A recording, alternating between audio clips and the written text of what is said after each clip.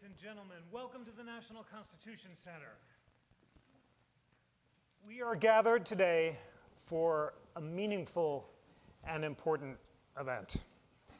The great composer and prophet Hannibal Lokumbe has been moved to write an oratorio in tribute to a crucial event in our national history.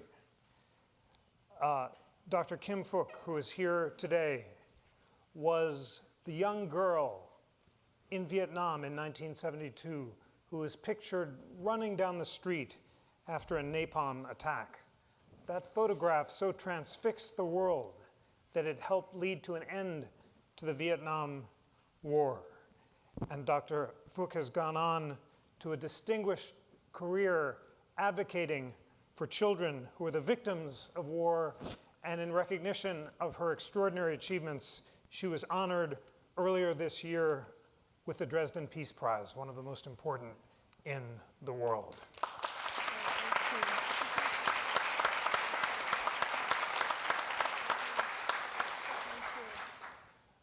When Hannibal wrote to me and said that he wanted to present a preview of his performance at the Constitution Center, my immediate answer was yes, because Hannibal, a year ago, wrote and said he had been moved to introduce a similar piece that he'd written in honor of the victims of the Alabama church bombings.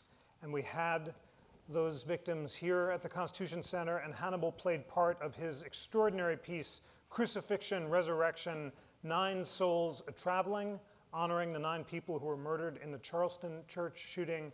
And that was one of the most meaningful and important events we've had at the Constitution Center.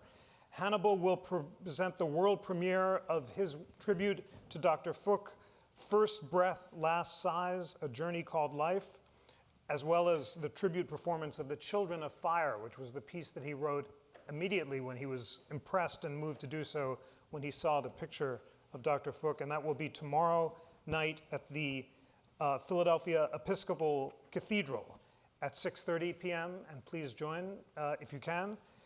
But this morning we are going to hear a preview of the piece, and then we're going to hear from Dr. Phúc, and we're also so honored to have Mark Bowden, one of America's most distinguished journalists who's written path-breaking books about Vietnam, which have helped put the terrible conflict in context, including Who 1968, A Turning Point in the American War for Vietnam. He's also the author of Black Hawk Down and a celebrated journalist for The Atlantic and many other publications. Ladies and gentlemen, please join me in welcoming our panelists.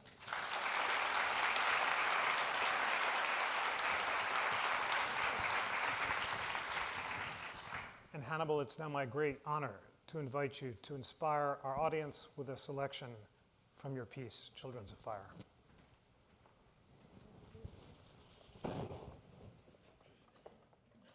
With us, we have the great Anthony Wanzi on, I guess you could call that a piano.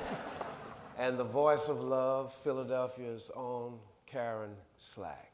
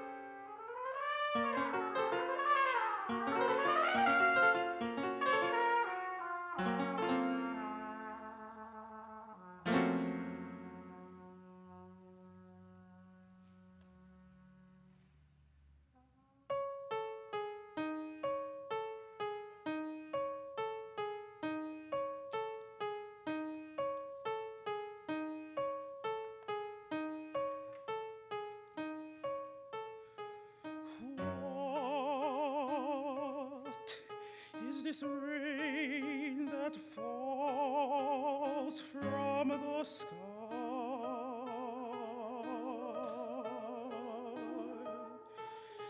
This rain that burns me until I die.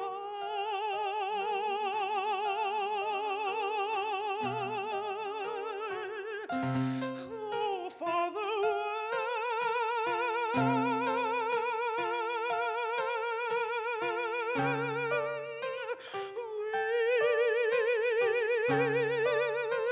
when this fire come to his end?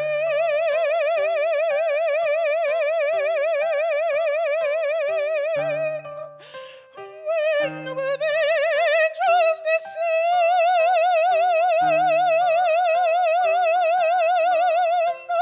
to make this fire end,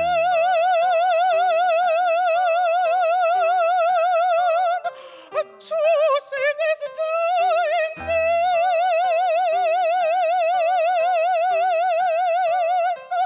to make their souls ascend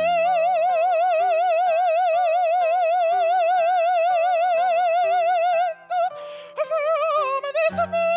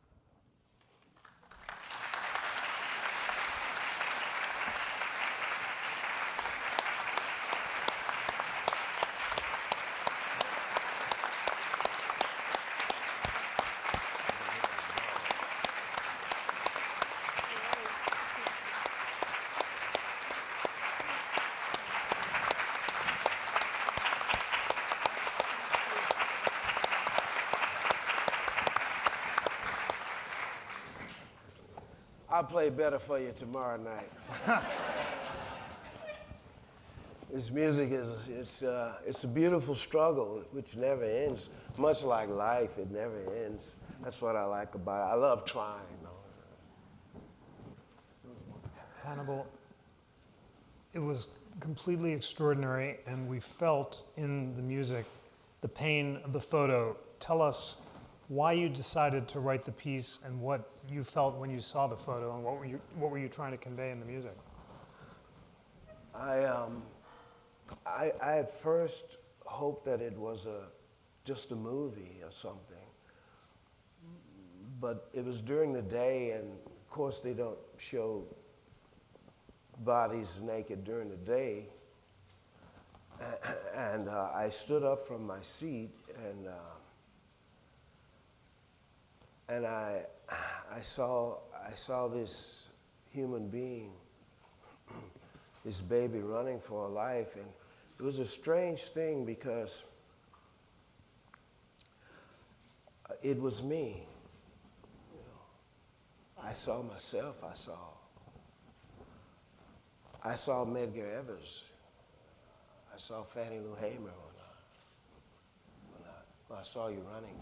And it's extraordinary because it was like a dance. You were doing a dance. With your arms like this, reminded me of Judith Jameson, great dancer. With your arms like this and your hair, when your hair was moving, there's a section in the piece where this young girl sings about how beautiful life is. So even in all of that pain, I saw this profound beauty in it, and it was obvious to me that you were being crucified, but at the same time you were being resurrected. You know, I was being resurrected. You know. So it took me a year to like really get over the emotion of it, so that I could get to the I could get to the mathematics of the notes, the soul of the notes. And I finally did, and believe me, I was glad when I put the last note on the piece, because it took me for a journey. I felt what you felt. That's how powerful it was. I mean, to see a young girl suffering like that, you know. I'm still coming to understand what it is. All of my life, I'll still be learning from what you gave me. And I wanted to give what you gave me to the world. So I wrote the piece. That part, ba-bo-dee-bo, da-bo-dee-bo, those are the bombs falling. And what are the words, Hannibal? You write the words as well as the music. I've seen you compose and you channel those words in those music. What is she singing? What is this rain that falls from the sky? This rain that burns me until I die. Oh, Father, when will this fire come to its end? When will the angels descend to make this fire end? To save these dying men, to make their souls ascend from this fire that has no end. Because the fire is still in Aleppo. It doesn't end. The fire doesn't end. And the fire in this sense is ignorance and hatred. How it destroys so many lives. How it destroys us, you know. So that's why to see you is almost, it's too much, because when I put the last note on the paper, I asked the Creator to make sure that you could hear it. And I never thought to ask if I would be there to see it, but that's how the Creator works. The Creator is all-knowing, you know, powerful.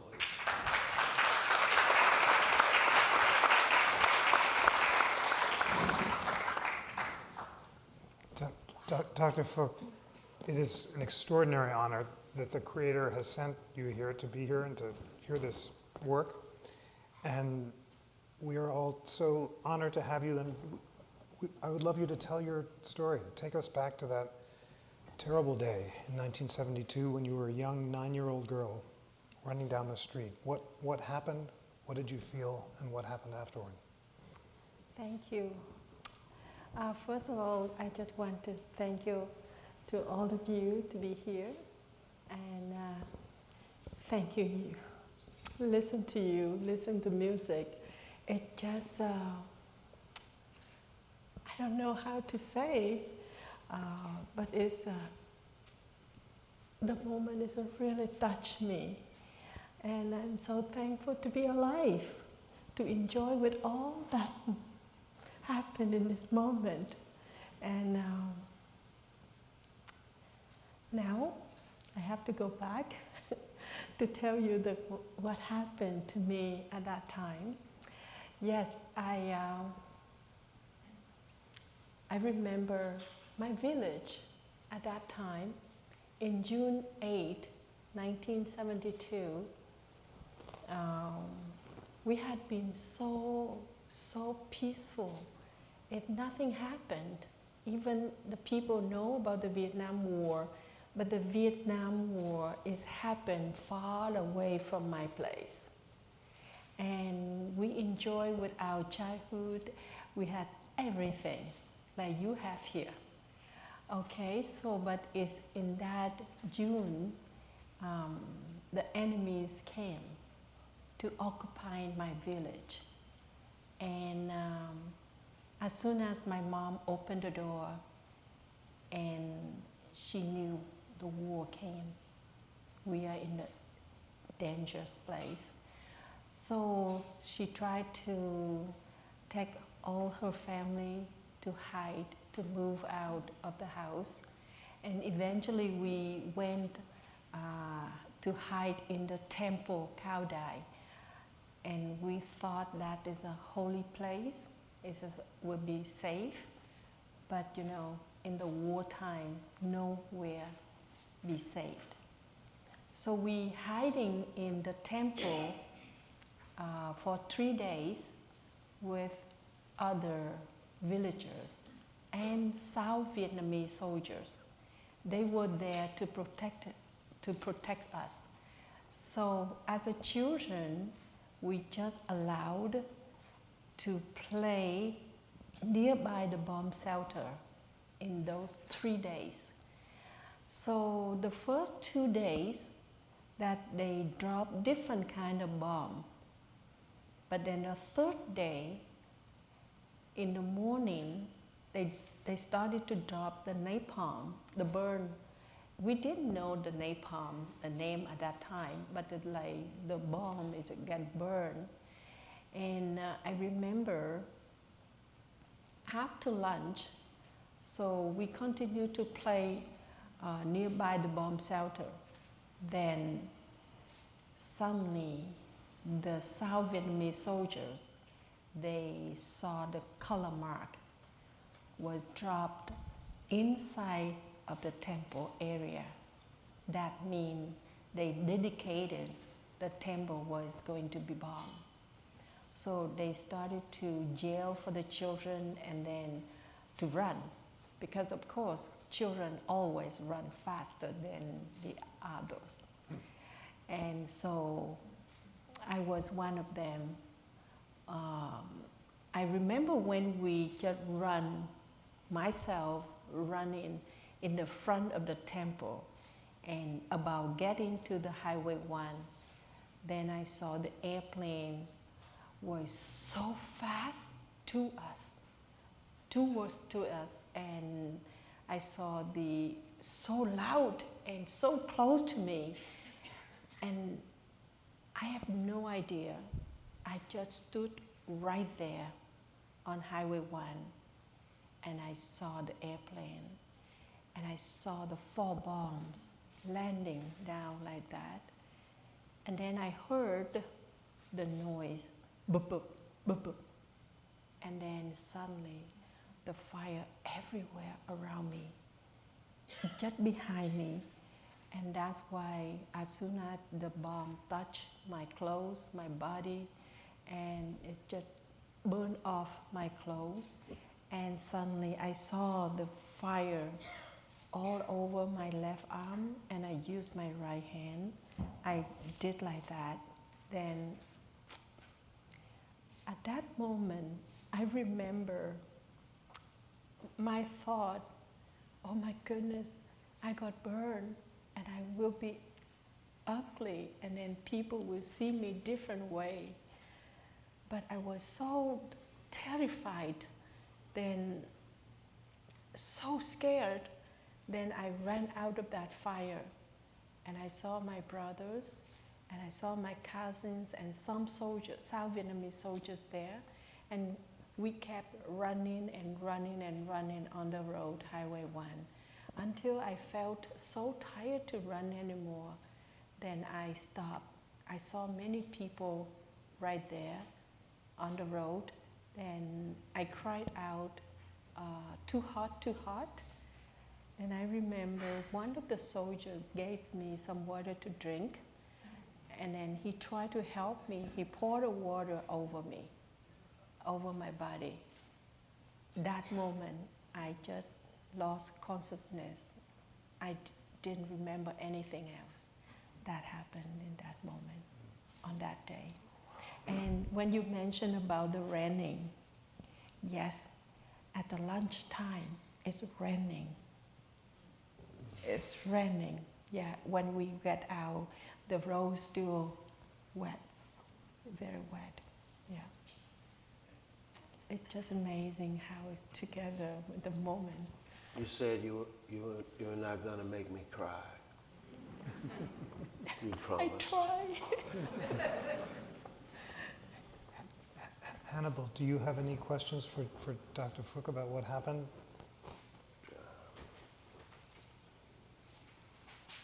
The Creator showed me everything. Always does. Last night when you were talking about when you were playing, there's a section in the piece too where a young girl sings. Because I saw you playing, I saw you playing too. Wow. Yeah.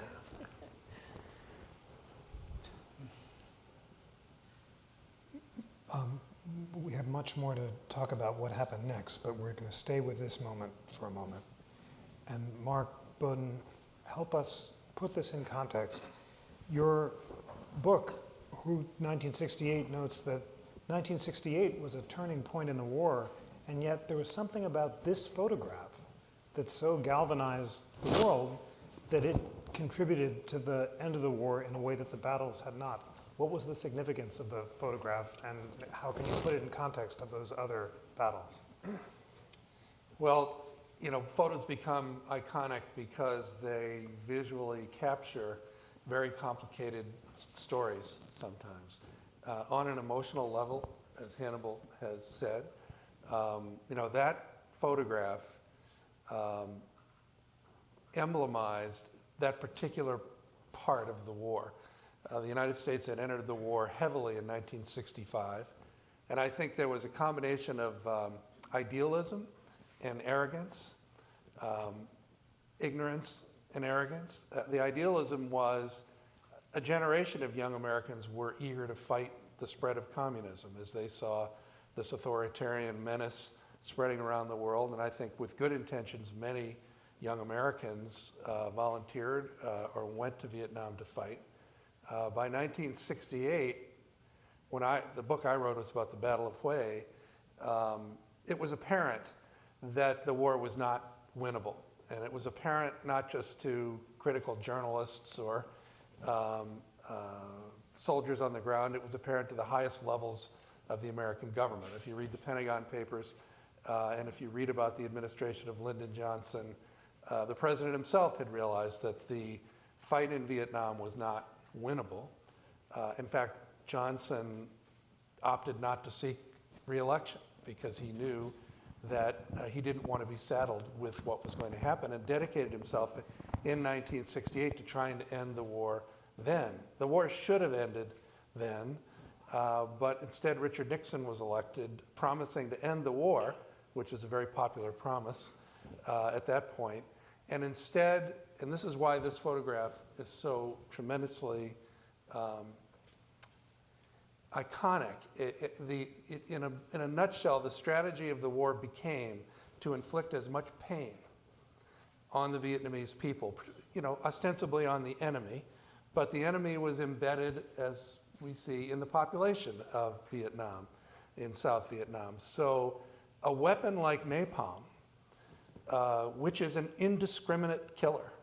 There's no other way to describe it. It's gasoline mixed with aluminum soap, which turns it into a gel. You drop it and it sets on fire and it spreads fire everywhere. It kills indiscriminately. And so the image of a 9-year-old girl running terribly burned from the bombing of a village. I mean, you put napalm on a village for only one reason, to destroy everything and everyone in that village. That act, which ought to be a war crime, I think emblemized the approach that the United States was taking toward the war in Vietnam. And it, like all the other approaches, ultimately failed. But I think that image, which was so viscerally powerful, had deep meaning for many Americans, and I think helped to change attitudes in the country toward the war. Do you think a war it's possible to win a war? I've never heard of a war that was won except maybe one dealing with our own personal demons, our own personal pain. But I've never, in all of my studies of wars, I've never had the sense that one was ever won or that it was possible to win a war. Well, I do think wars can be won. Very often in the winning, they create bigger problems than the ones they tried to end. But certainly ending the Nazi regime in World War II was a very morally useful goal. Ending slavery in the United States was a moral crusade that is certainly a war worth fighting. So yes. I don't feel that war has ended. Oh no, of course not. It didn't end. slavery ended, but racism, the systematic oppression of African Americans and other minorities in this country continues to this day. And that's a big struggle for our country that began before we were even a nation. And we're continuing to fight that battle. But yes, some wars can be won, and some wars are worth fighting. But in this case, I think it was apparent to everyone involved, and I spent a lot of time talking to Vietnamese soldiers, South Vietnamese, North Vietnamese, Viet Cong, American soldiers, and as very, very few of them at this point in their lives look back on it and say, yes, we could have won this war. I don't believe that there was any victory in it. It's a terrible tragedy, and if the goal at that point in the war was to inflict pain, it did so in ways that we can only begin to imagine. Hannibal, your pieces tell the story of people victimized by war in Alabama, in Vietnam. But you also talk about the resurrection after the crucifixion. Yeah. Yes, you do. And you also, this piece is going to be followed tomorrow night by another piece, First Breath, Last Sigh, A Journey Called Life, a composition in 3 veils. The first is dedicated to young Kevin, who is with the Morgan State Choir, and he was gunned down in the streets of Baltimore. So tell us about the relationship between Dr. Phuc's story and the story of Kevin that you wanted to tell in First Breath, Last Sigh, and what about the resurrection that follows the crucifixion?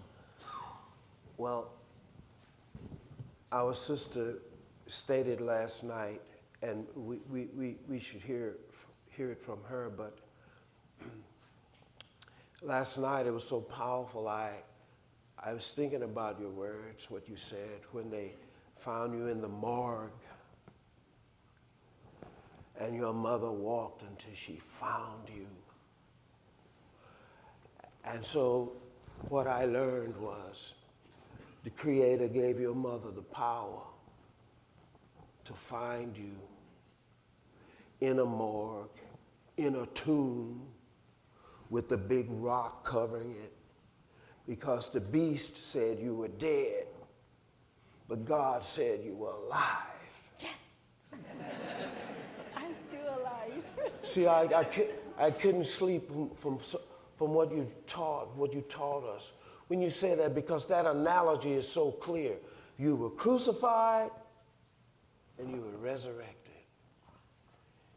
That thing doesn't apply to only 2,000 years ago on Golgotha.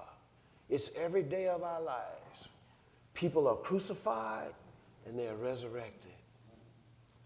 That's what I came to understand. In the morgue. No more, yeah. It's not what the beast say.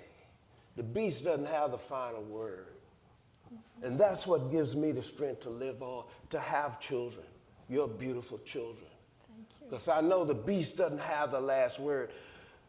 The Creator said to the beast, look, man, you leave. You can't play at this tempo. You don't know this song. You don't know the song of life. You can't say what this baby's going to do. It's for me to say. Man, that thing is... Thank you.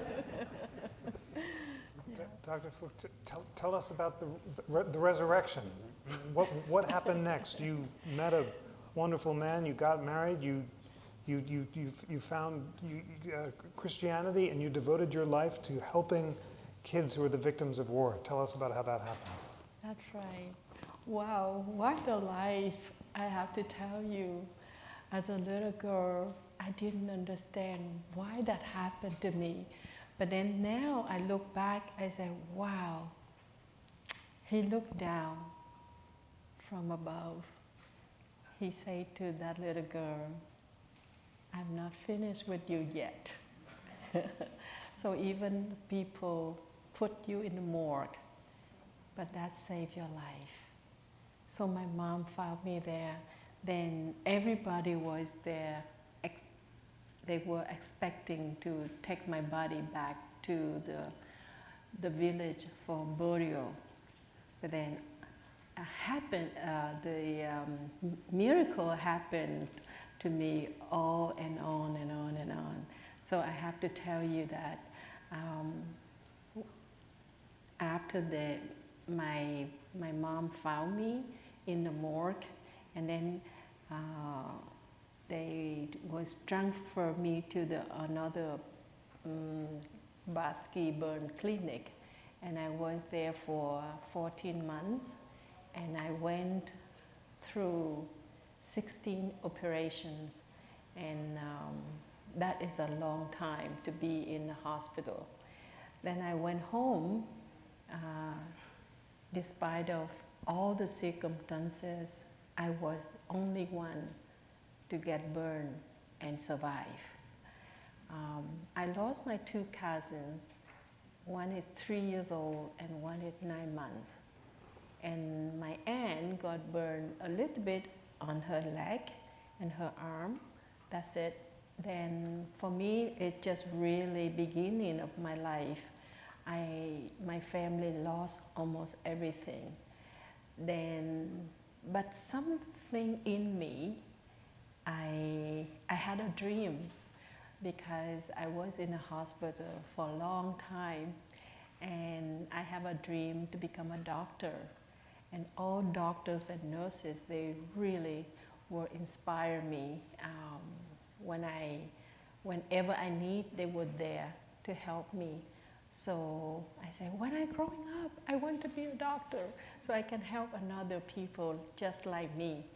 Then 10 years later, I studied very hard to catch up with my friends.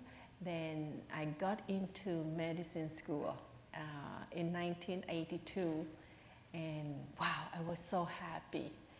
But unfortunately, at that time, the same time, the Vietnamese government, they found me. I was that little girl in the famous picture. Yeah, she's still alive. And my story became hot news. And there were so many journalists from different countries came to Vietnam, and they wanted to interview me, filming me. Then, unfortunately, the government had to involve. Then they interfere my school. Yes, beginning I was so happy, but then there were so many times, and I couldn't go to school freely. Then eventually, they cut short my study. That was a very low point in my life, and I just really want to go to school to fulfill my dream, but now I couldn't. And then all kind of controlling, and I couldn't do anything with my fulfill my dream, and those kind of tragedy for me as a teenager. So they built me up with hatred, angry, and bitterness at that time when I was 19. So I just have so many questions from myself. Why me? Why I didn't die when I was 9 is much better, seemed to me. And why I have to suffer now, not only physical, but mentally and emotionally. And what can I do? And what did I do wrong? What I did wrong? And it's all kind of question, why and why. And I end up with the idea I want to end my life, because I thought after I die, I don't have to suffer that much. Even I was raised in the Cao-Dai religion. I was really devoted in that religion to be good, to be, do good, and then I just hope that the good thing come into my life. But I didn't receive anything good as I wished, but suffering. And every morning, I knew as somebody controlling me, and I couldn't go to school. I couldn't go on with that way anymore. So now I look back, it's something that in me, it was seeking the truth, seeking the purpose, seeking for the answer. Then that I got that. So I use my daytime, I dig into the library in Saigon, searching the purpose for my life. And I poured out all the religious books in the library, reading, and all the amount of the book I had read is the New Testament.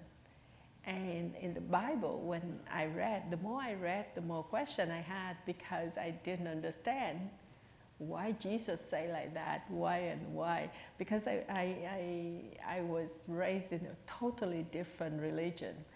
And so at that moment, I was so confused when I read, when Jesus say, I am the way, the truth, and the life. No man can come to Father but by me. I say, wow, what was true? Like my religion or Jesus say like that, which was true?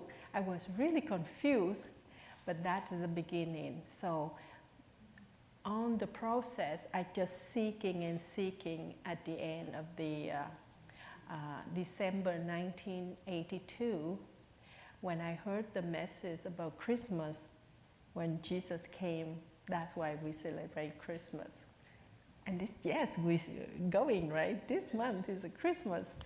That is so wonderful. So the baby Jesus came, and then he growing up, and he died on the cross to pay for our sin. And if anyone opened their heart to receive Jesus Christ as their personal Savior, then Jesus will come to his heart and bringing peace and take away the burden. When I heard that message, deep down in my heart, really, I needed that peace. And I really needed somebody came to my life, take away my burdens. And my heart really touched. And that's why that moment, I just went out and go in the front of the church, and I just opened my heart to accept Jesus Christ as my personal Savior. That is a transformation, and that faith has helped me a lot from that moment in Christmas 1982. It's just an amazing turning point for me that I started to pray and through Jesus Christ, and then the more I pray, the more peace I have. The more I pray, I feel like, wow, now I know that when I die, heaven is my home. And I pray for the wisdom. I pray for peace, and I pray for forgiveness. Everything has come through my life. I realized that after I became Christian, not only just the religion, but I have the relationship between me and God and Jesus. That is a relationship. It has helped me, it's healed me, it's just everything. Not about religion, but it is a relationship I have. Because I needed, that little girl really needed to have peace. And it doesn't matter, people say, people controlling me, people say something, I don't care, because I cannot control what they're doing, what they're saying, their opinion, but I can control how I respond. And it's helped me to move on from that point to this point. And I learned a lot, and that is how I survived.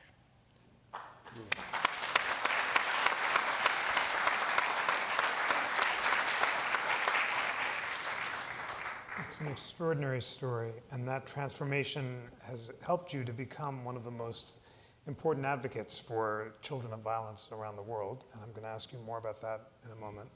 But Mark, I want to understand, what was it about this photograph in particular? There are three iconic photographs of Vietnam that we all know. There is Dr. Phuc's picture. There's the picture of the monk who is setting himself on fire in protest. And there's that terrible picture of the execution of the Vietnamese prisoner. But it was this one that seemed to really turn the tide. What was it, and what about the timing, and how specifically did this photograph capture the imagination of American policymakers in ways that actually led to the end of the war? Well, there's no way that whatever your political persuasion or your ideas about the war went, a 9-year-old child is not the enemy. Any battle that burns terribly a 9-year-old child is failing on some level. And I documented this in the Battle of Hue, where much like the people in your village, there were many people living in Hue, Vietnamese people, who were not communists and also were not necessarily particularly supportive of the South Vietnamese regime. They were trying to survive. The city of Hue is, the northern part of the city is a fortress. So there were some 500,000 people living in a walled fortress that had only limited entrances and exits. And so it became impossible to flee this battle. And so they had on the one side North Vietnamese and Viet Cong who had occupied the city, who began to execute people who they labeled as supporters or collaborators with the South Vietnamese regime. And then on the other hand, you had the South Vietnamese Army and the United States Marines eventually dropping napalm inside the citadel walls. People dug bunkers under their homes, and many died when bombs hit the structures of their houses. So, I mean, when you are ostensibly fighting for a cause, and that cause is indiscriminately killing civilians, at some point, everyone, steps back and says, this is wrong. And that image of a 9-year-old girl struck by napalm, which, as I said, is the sort of definition of an indiscriminate killer, brought home the horror of what was going on in Vietnam to many, many people. And I think, the public opinion had begun to turn against the war years earlier, and by 1972, I was in college then. I remember the moratorium marches where millions of people were turning out in this country to march against the war. So, I do think images are extraordinarily powerful, and the right image captures the horror of the moment and also the reality of the moment. Makes me think of that image of Emmett Till, Yes. which had the exact same impact on the world. Young boy disfigured by hatred and violence. Photographs are powerful. A young boy who was beaten to death by racists in, where was it? The Klan in Mississippi. In Mississippi. And the African-American press took a picture with the mother's permission of Emmett Till in his coffin, because, as she said, she wanted the world to see what they had done to her child. That I think it's Thich Nhat Hanh, the great poet, explained to Dr. King why the monks were setting themselves on fire. And after they met is when Dr. King made his statement against the war. He had been contemplating making his statement against the war. He knew that would cause him to no longer have access to Johnson. But when Thich Nhat Hanh explained to him why the monks were setting themselves on fire, the sacrifice that it was, that's when he made the statement. And of course, that's when he lost his 24/7 contact with the president. And that was tremendously influential, too, when we talk about the American public opinion turning against the war in Vietnam. Dr. Martin Luther King's opposition, which, if you read the statement that he gave against the war, is one of the most eloquent speeches that he ever gave, and he gave a lot of very eloquent speeches, I think really had a tremendous influence. I miss him. I think about him all the time. Hannibal, so much of your art is about crucifixion and resurrection. The Alabama church bombings, those kids in the streets of Baltimore, of your latest work, that incredibly powerful chorus that you performed with the Philadelphia Orchestra last year. Pow, pow, pow. Just all those kids being gunned down. What do you choose your subjects based on photographs or some other way? And what do you view as the relationship between the crucifixion and the resurrection? Well, believe it or not, I wish the Creator would give me a break. You know, some of my greatest moments of joy were with my wife and my grandchildren. We ride in the forest and everything. But when you see something that's not right, man, as a human being, you've got to speak on it. I think we're obligated as human beings to make sure that all humans are well and whole. Whatever we do, if our occupation is writing or sweeping the street or cooking food or teaching our babies, we have an obligation. How could I say I'm a human being and I see you suffer like that and I not use my tool to address that? Because that hopefully will prevent others from suffering like that. You know, we are obligated to each other, whether you believe it or not. One land, one river, one people. Yes. And until we learn that, we will never understand that adage that on earth as it is in heaven. I was in heaven last night. You know, you're heaven right here. Your words are heaven for me. So I just follow orders, and sometimes when I know they're from the Creator, it's usually things I don't want to do. And usually I have to face my monsters, which is not easy. I have to face my own.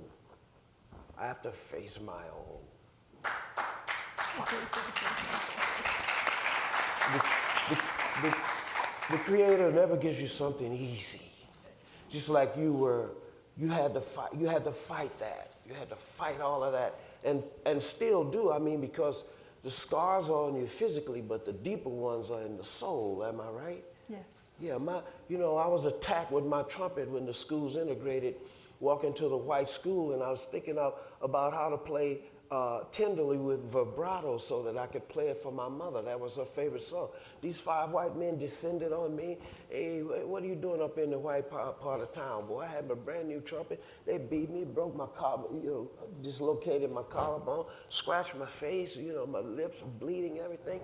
But I didn't mind because I figured it out, how to play tenderly with vibrato. And that was my mother's Christmas present. Ba-do-be-da, Buddha-be-ya, Wodoi. So I forgot the beating. Yeah.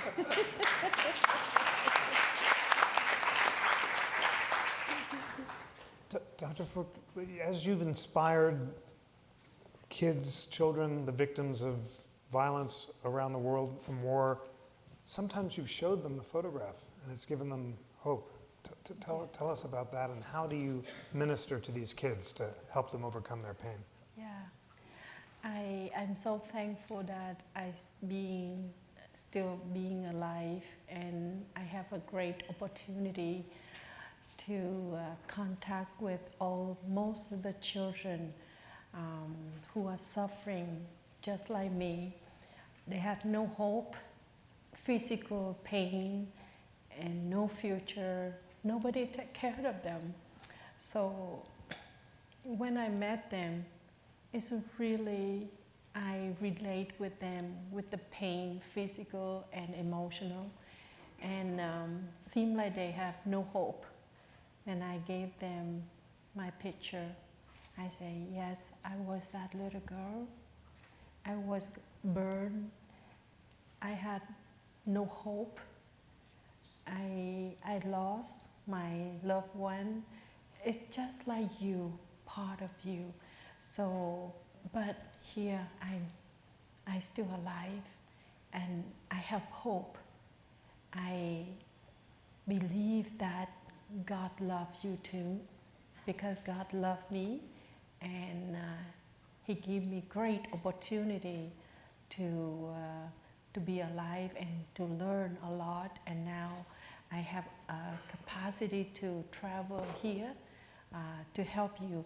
And I really want you to see that little girl, that like you, right now, but in the future you have to look like me now. And it's just in the past, but it's the past is tech is in the future, present and the future. And I believe that if you just keep going, don't give up hope. Never. And you have to help yourself and let people help you. Let God help you, and He will bring the right people in your life, and you have to work together. And then when we work together, that we have a really successful life. Just like me, before that, I have no idea who can help me. And I had no hope at all, but now you can see that my heart is healed, and I have time come in and I can help you. That is a great thing. Every time and I can see the life changing, and I say, even one girl or one boy, that is make me happy. My life is meaningful. That mean like, wow, you survive and you suffer, and not just like for nothing. It's for reason. Right now, your life just dedicated to work for peace and helping children, and that is make a difference, and that is my purpose. And so when you're talking about the pain, for example, I give you one example. When I was in Uganda, it's just really, really hard for me to get into the burn unit, because that kind of burn, that will bring me back in my childhood. 14 months in the hospital in the burn unit. I don't want to relieve that again. It's so painful. But I pray, God, please help me. I have to be strong to get in. Maybe someone needs my help. I can do something to help people here. Yes, I met a lady. She just really got burned so badly, and she didn't want to live anymore. Stopped eating and drinking and never smiled. Even the nurse was there, just almost surrendered. And then I got in and I showed her my picture as a little girl burning, and I showed her my scars, and I talking with her and prayed with her. She seemed like she not respond anything. She just give up. Then when I know the time, 10 minutes, and then after I prayed with her, and then I left, you know what happened? The nurse called me and said, wow, thank you so much for sharing your life with her. Just 10 minutes, after talking with you, she stood up and she's smiling and she eating and drinking, and that is the whole world, that will change her life.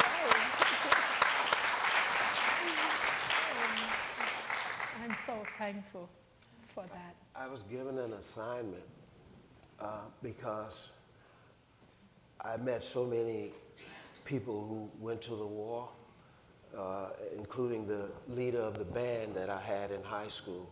He went and he was never the same when he came back. And I never met someone who went to that war who was the same. And I felt bad that I couldn't help them. But then I realized that the only person that could help someone who has offended someone is the person offended. So that's why tomorrow night you'll get to meet with some veterans and hopefully to heal them. You know.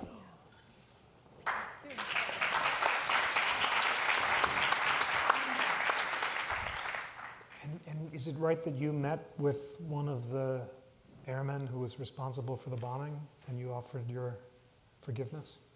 Yes, I learned to forgive since I became Christian. And you know, first, my heart is healed. And the real test that is, I have been, my heart has been changed when I met the John Plummer. He's not the pilot who dropped the bomb, but he was coordinating the airstrike, right? And then I'm so thankful that we met each other in 1996, and he asking me, "Do you forgive me? Do you forgive me?" And I'm so thankful at that moment. I was able to say, yes, I do. That's why I'm here. We met each other in Washington, D.C. And so he said to me, I never forget the words that he said, "Please look at my eyes so you can see the sorrow that I carry on for 24 years. And we hug each other and we embrace each other and we cry."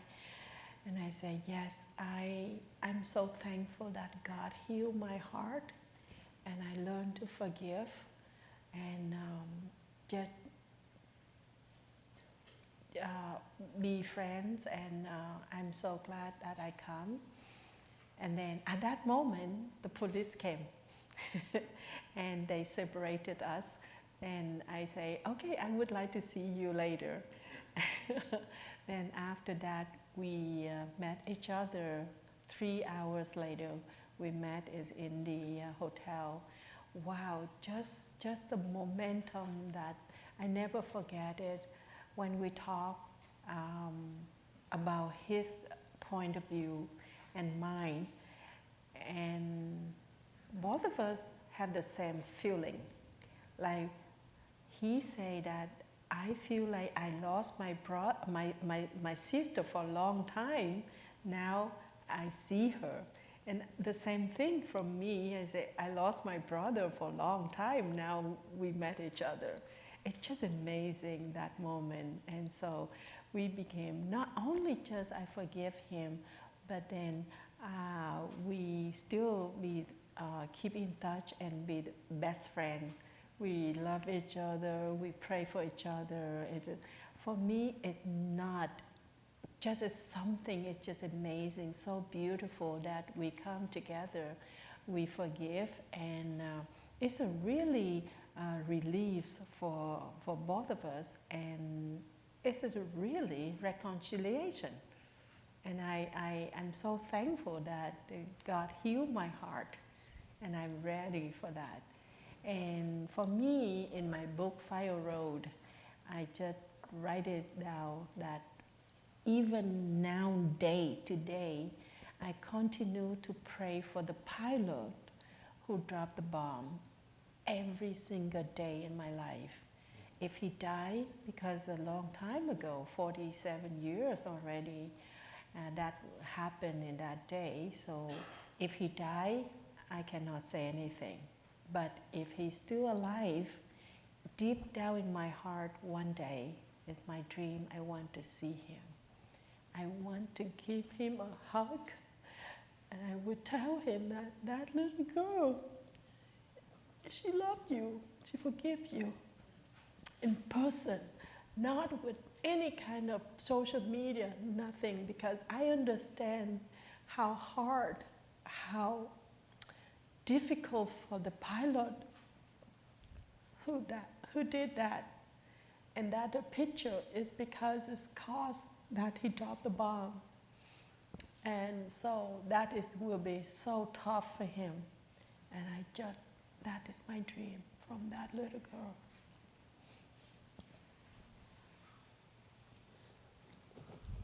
We have a resolution from the city of Philadelphia, which has been written in your honor, and it will be read by a representative of the Painted Bride Art Center, which is going to be presenting the performance tomorrow night along with the Philadelphia Episcopal Cathedral. And we'll hear that resolution, and then perhaps Hannibal and his colleagues will be moved to play a little more music to send us into this blessed afternoon. Who will read the resolution? Wonderful.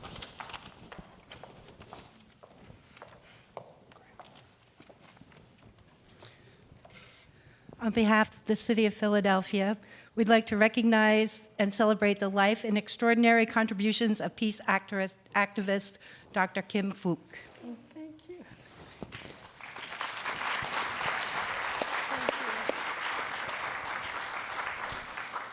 The Council of the City of Philadelphia is pleased to honor the life and contributions of Dr. Phúc after witnessing the horrors of the Vietnam War firsthand and having the most tragic and distressing moment of her life documented and circulated across the globe. She rose from the ashes and managed to not only survive under these circumstances, but also thrive and forgive those most responsible for her suffering. Whereas despite facing many struggles in her life, Kim Phúc never lost hope. She took all of the strife that life handed her and used the well-known image and platform to promote peace and give back in any way she could. The Kim Foundation International was created in her name to help fund programs responsible for assisting children in war-torn regions of the world. And whereas on December 7th, Hannibal Lokumbe, Children of the Fire, a ceremony in honor of Dr. Kim Phúc, will be performed at the Philadelphia Episcopal Church. Lokumbe wrote this piece after witnessing the televised news segment of Kim Phúc image and story. He was dismayed by what he saw and immediately felt the need to express his sentiments through his music.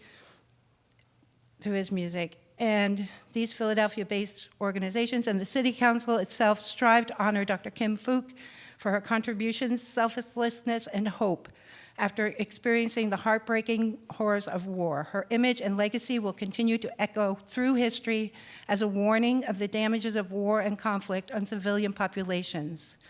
Therefore, by virtue of this citation, the Council of the City of Philadelphia hereby recognizes and celebrates the life and extraordinary contributions of peace activist Dr. Kim Phúc. Thank you.